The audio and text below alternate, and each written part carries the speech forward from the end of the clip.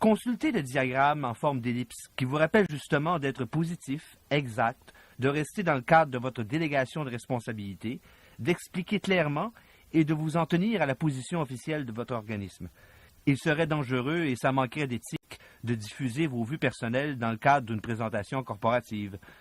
Vos déclarations doivent être conformes avec les vues et les politiques de votre entreprise.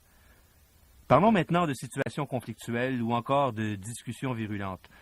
Que ce soit dans une réunion interne ou une rencontre publique, elles sont souvent provoquées par une question mal comprise. La personne qui la pose veut peut-être simplement s'entendre parler.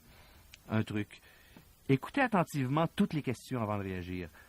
Détendez-vous et n'assumez jamais que vous avez entendu ou compris correctement.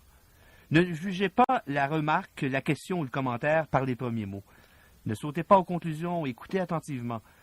Quand quelqu'un commence à parler, focalisez, prenez des notes.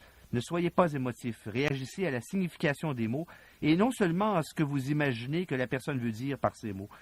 Écoutez l'intention autant que le sens littéral. Essayez de décoder le langage non verbal.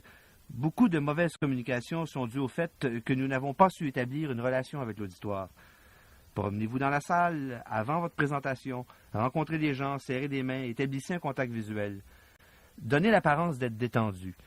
Évitez une attitude trop rigide qui produira une présentation intellectuelle sèche et sans implication de la part de l'auditoire. Si c'est approprié, invitez les participants à échanger des idées entre eux et vous présenter un compte-rendu. Utilisez les silences pour créer de l'impact. Finalement, déployez de l'énergie durant vos présentations.